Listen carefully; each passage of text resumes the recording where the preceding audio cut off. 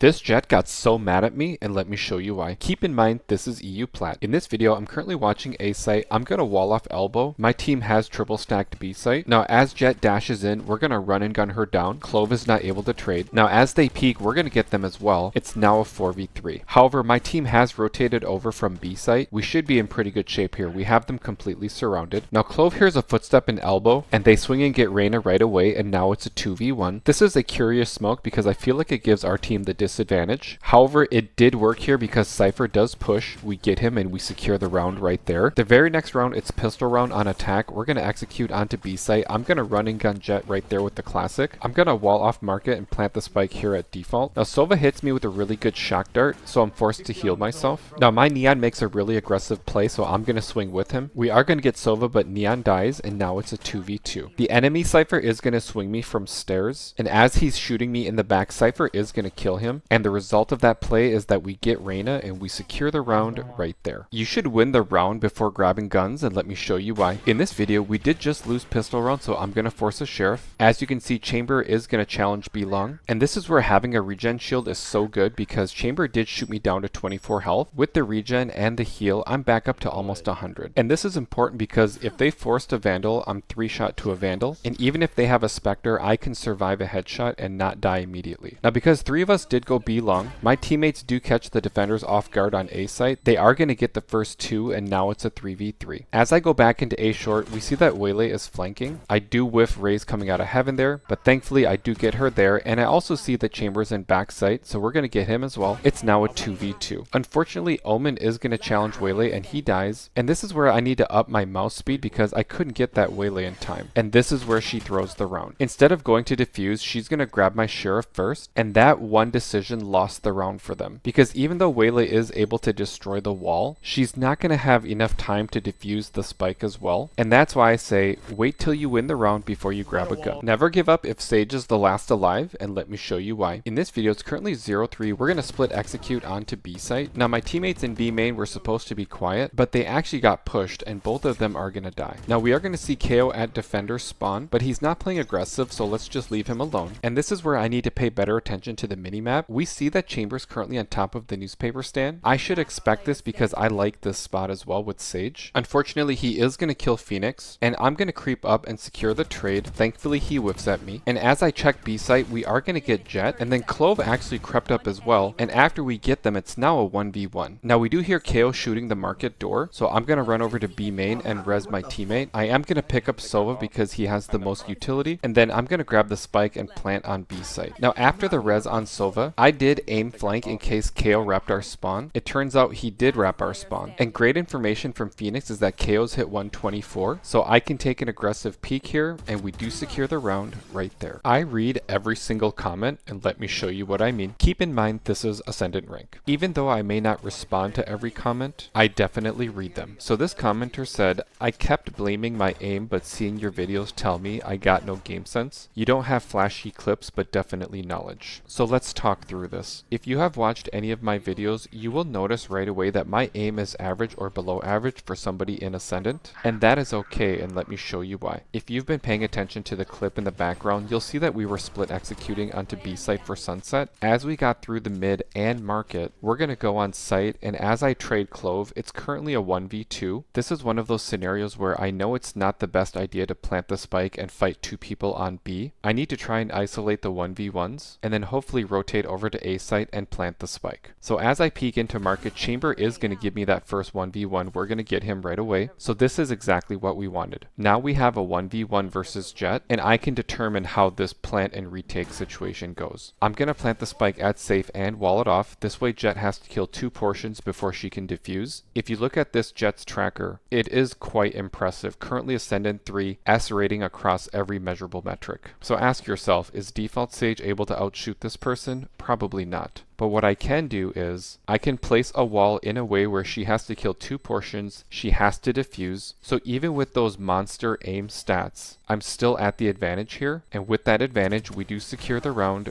right there. Sage is so strong on corrode, and let me show you why. In this video, we're going to execute onto B site. Deadlock is going to throw her wall, so let's shoot this right away. Now, as we're doing that, Reyna is going to kill my ISO. So I'm going to grab this Phantom since he's not going to need it. Now, as we're in B main, we're going to see Teo throw his missiles from flank. Fade is going to take a look, but she takes damage, so I'm going to heal her right here. I do hear one footstep in the smoke, so I'm going to move into the corner in case I can catch them as they swing out. Unfortunately, both of them swung out the other side, and they do kill Fade. And I know that the last person is in mid based off of information on the minimap, so I'm immediately going to rotate over to A site. If I can get the plant down, I should be in pretty good shape here. Now I'm going to heal myself, and then I'm going to plant the spike in this corner, and then let's use our wall to block it off. The reason why I planted it in that corner is because the box is 100% bangable, so if Clove should try to defuse, we can shoot them right through that box. Now I'm going to wait in this corner. All that we're listening for right now is for Clove to tap the spike. A reminder, if you are going to use this plant, play time, do not hunt for this frag. So as soon as we hear the defuse, we are going to secure the round right there. So I played this round pretty terribly, and let me show you why. In this video, the attackers are going to execute onto A site. I'm going to throw a boost wall on this box in case I can catch somebody off guard. We are going to get Jet right there. With that kill on Jet and Vice, it's now a 2v1. I'm going to res Gecko. It's now a 3v1. Clove also has ult, so this should be a pretty easy retake. And here's where things go from good to bad. As we retake on site, I do see that the spike is planted at default. My initial thought was to half the spike. We have plenty of time, and that was my first mistake. I didn't actually even need to touch the spike, but let's back up for just a few seconds. As I'm defusing the spike, Gecko's going to send Wingman my way, so I'm going to get off the spike as a result. Also, my Clove has ult, and because the game is currently 7-9, I would have assumed that they would use it this round, but they didn't. So even after my mistake and Clove not using their ult, Gecko can still win this round. However, the enemy Clove is going to activate their ult, and as a result, we do lose the round right there. If there's one thing that you should take from this video, it's this. In a 3v1 retake, you can take your time. Don't rush the defusal. Sage's wall is the most powerful piece of utility on pistol, and let me show you why. In this video, we're going to execute onto B site. I'm going to join my team in hookah. As Reyna gets to guard, and she's going to kill Deadlock, and now it's a 5v3. As I jump out of hookah, since Reyna pushed into elbow, I'm not going to wall that off. I do get the trade on Raze, and then Chamber is going to kill Cypher, and now it's a 2v1. I'm going to plant the spike back site, and this is why the wall is so strong on pistol round. I do block the spike and then head back towards their spawn. At this point, we really don't need to challenge Chamber at all. He has to shoot the wall, and he has to defuse the spike. So we have every advantage in this situation. Do not hunt for this frag and just play time. And after a while, Chamber realizes that he's not going to be able to defuse the spike, and he makes a pretty questionable decision right here. Even though he kills me right here, he doesn't die to the spike, and he saves this round. And as a result, he has less money than all of his teammates that died in round 2. The reason for that is because if you lose a round, you get 1900 credits. If you save, you only get 1000 credits. So in every scenario, it's more beneficial for Chamber to die that round. So this is a compilation of the shorts that I do post on my page. If you found this to be useful, please like and subscribe to the channel. I would really appreciate your support. I'll see you in the next video.